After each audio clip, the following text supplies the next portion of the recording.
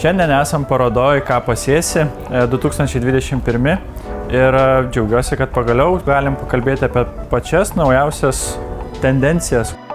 Vis didesnį dėmesį skiriam tiksliajam ūkininkavimui ir nepaslaptis, kad tiksliai dirbti ir tiksliai ūkininkauti mums reikia priemonių.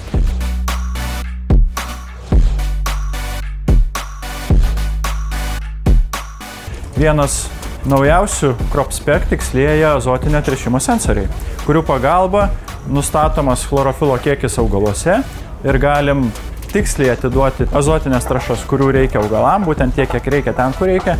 Ir priedo be viso to jis gali būti naudojamas netgi ir purškimams, augalų apsaugos priemonėmis. Skenuojant pasėlius ir kartu tręšiant, mes darom viską iš karto, vienu metu.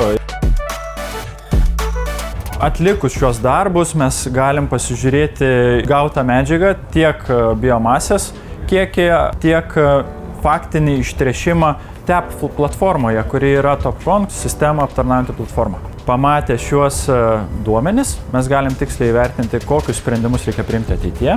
Dėl to mes galim vėliau atlikti tikslius dirvožemio tyrimus, kada nustatome dirvožemio rūgštingumą, fosforingumą, kalingumą, o gal kartais būna ir rečiau sutinkami mikroelementai sąlygoje toj erdvėj esančią tuštumą.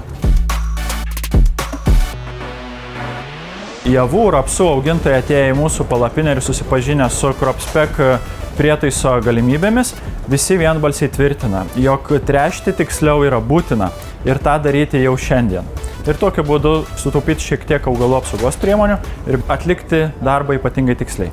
Augintojai tą suprasdami ir domisi šią sistemą ir yra linkę investuoti į tokio tipo technologijas. Šito aparato vertę geriausiai supranta agronomai. Būtent dėl to inžineriniai parodoj esame ir mes kartu su savo agronominiam kompetencijom.